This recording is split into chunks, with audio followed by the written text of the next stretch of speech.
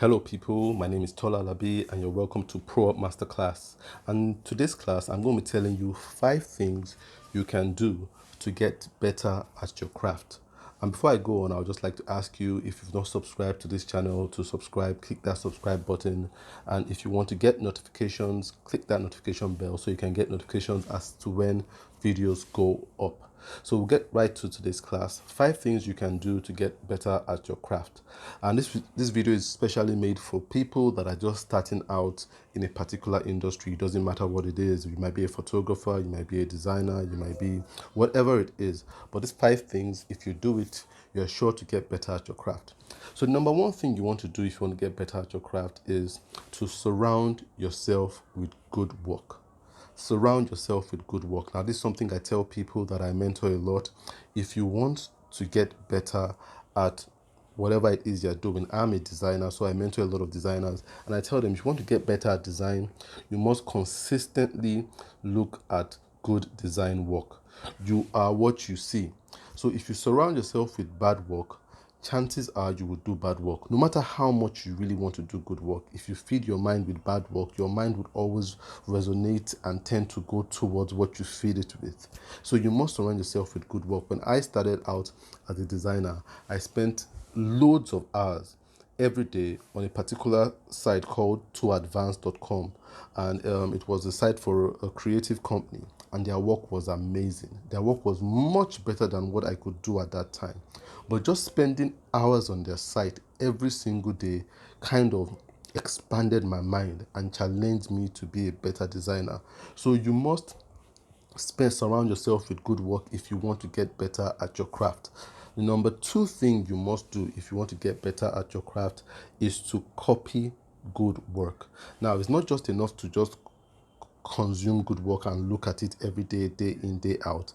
It's very important that you try to imitate what these people that are kind of motivating you and challenging you are doing. So you must learn the art of copying good work. Copy good work. When I was looking at Too Advanced work, I was spending a lot of time after looking at it trying to replicate what they were doing. Now, of course, a lot of what I did fell short, but the truth was that it helped me to build my technical skill. So even though I didn't meet Too Advanced level, I was way above my peers that were not looking at good work and trying to copy bad work around them, mediocre work. So when you do look at good work, you must put yourself in an environment whereby you can copy it. And when I say copy good work, I don't mean do copy good work and sell it as yours. No, I'm saying when you are practicing, copy good work. Copy good work. A lot of people try too hard to be geniuses, and that's one thing I always tell designers that I work with: don't be a genius. Look at the people that are doing it well. Try to recreate what they are doing in your practice time, and you realize that when you're doing your own real work, you begin to apply some of these principles that these people that are experts apply to their work. So you must get into the habit of copying good work. There's an exercise I give the people I mentor. It's a book called Logo Lounge. It's an excellent book. It helps you to surround yourself with good work to start with, because it's just a barrage of excellently done logos from designers all around the world. If you spend 15 minutes a day looking at this work, number one, you'll be surrounding yourself with good work. Number two, when you've looked at these logos in any book, it might be Logo Lounge or any other book that creates good logos, if you spend the time after looking at it just trying to create 1 or 2 of these logos in this book, you realize how good your logo design skills would grow at the end of the day. So number 1, surround yourself with good work. Number 2, copy good work. Number 3, get yourself a guide. Now, a guide can be called anything, but someone that can really assess your work. And sometimes you call a guide a mentor. And remember, I'm saying a guide, not a teacher, because this person must be accessible to you, and the person must be able to look at your work and evaluate your work and give you their honest, candid opinion. Now, sometimes you might have a teacher that doesn't have time to really look at your work in particular and give their candid opinion because they are too caught up in trying to teach you how to do the work. Now, I'm talking about someone like a mentor. And what that person does is that person gives you their true evaluation of your own work. A lot of people try to evaluate their work with their friends, and that's pretty dangerous because evaluating your work with your friends can be a double-edged sword. Number one, your friends might be jealous of you. You might have some friends that are just jealous of the fact that you're doing something and trying to grow at it. So you might have friends that will discourage you and just tell you, oh, this stuff is not good. I don't like it. It's not professional. It's not. It doesn't look as good as this other person's work, and that discourages you. And that just comes out of a friend that really envies what you do. There's some jealousy in there. And when you don't have friends that are not, when you have friends that are not jealous, you might have friends on the other side of the spectrum that are they're not jealous, but they're a bit too protective of you. So they're empathetic. So even when you do something that is below par, they will tell you, oh, it's good, just to cheer you up, you understand, just to make sure that you feel good about yourself. Now, it's good to feel good about yourself, but then they must be able to give you really honest opinion. And this is what a mentor can do. A mentor will be able to tell you from a really objective position what you should improve on.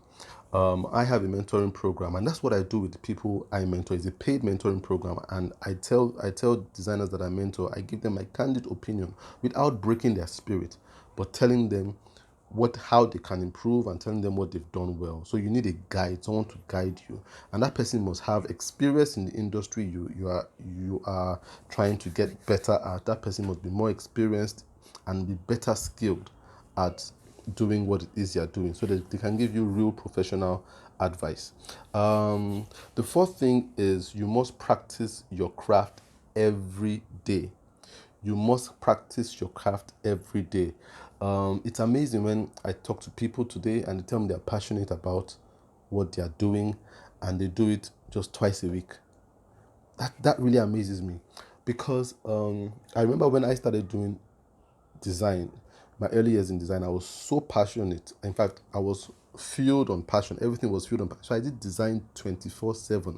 I worked on it every single day. Design for me was from Sunday to Sunday. You understand? So when I meet people and tell them they're passionate about what they're doing, you're passionate about design, you're passionate about singing, you're passionate about photography, but you don't do it every day, then it just makes me really question whether you're really passionate about what you're doing. So you must be passionate about what you're doing to the extent that you can do it every day. Now, consistency is very important. When you work on something every day, your skills get better. It becomes almost second nature to you. So if you want to get better at your craft, you must be able to practice what you do every day. Give some time to it, an hour, 2 hours every single day to doing it, and you realize how much just that will build your technical skill. The fifth and last thing that you can do to help better your skill or to get you better at whatever craft it is you're doing is to compare yourself wisely. Now, some people say do not compare yourself, but I would say compare yourself wisely because it's almost human nature to compare yourself. That's how we make decisions, by comparison. So you compare yourself, but you must compare yourself wisely because I have a lot of people that reach out to me and say, "Oh, sir, I looked at my work and it's not as good as yours." And one thing I tell them is, I've spent 17 years doing this thing. How long have you spent doing it? And you say some of these people have just spent 1 year, 2 years, 3 years. It's an unfair comparison and you're putting yourself under undue pressure. Now, it's okay if you get inspired by somebody who is doing good work. Like I told you, I was inspired by Two Advance, and there was some other guy called Chuck Anderson. Now, this guy has had years, at least 10 years experience above me, and it would have been ridiculous for me to compare myself to them. At the same time, I tried to get inspired by them, so I looked at their work and said, okay, I want to do work on their level. You understand? So you must not compare yourself unwisely, but compare yourself with yourself. That's the wisest way. So you look at, where was I 2 months ago? What am I able to do now that I couldn't do 2 months ago? What am I able to do today that I couldn't do last week? That's a very healthy comparison. So you must always try to compare yourself with yourself. I know it's very hard to do that in this age of social media where everybody's working in your face, but you must be able to guard your mind and be able to curate your own journey and know how much progress you are making. So I'll go through the 5 things again. If you want to get better at your craft, number one, you have to surround yourself with good work. You have to copy good work. You have to get a guide, a mentor. You have to be able to practice your craft every single day, especially in your early period. Then you must be able to compare yourself with yourself. That's compare yourself wisely. And if you're able to do these 5 things, you will see that you will get better at your craft. Now, if you're interested in registering for my mentoring program, leave a comment below. It's a paid mentoring program for designers, and if you want to know more, get more information about it, just leave a comment in the comment section below, and I will get back to you as to how you can get enrolled in the program. So I hope you found this class helpful. If you have any questions, leave a question below. Don't forget to subscribe to this channel, and I'll see you in the next class.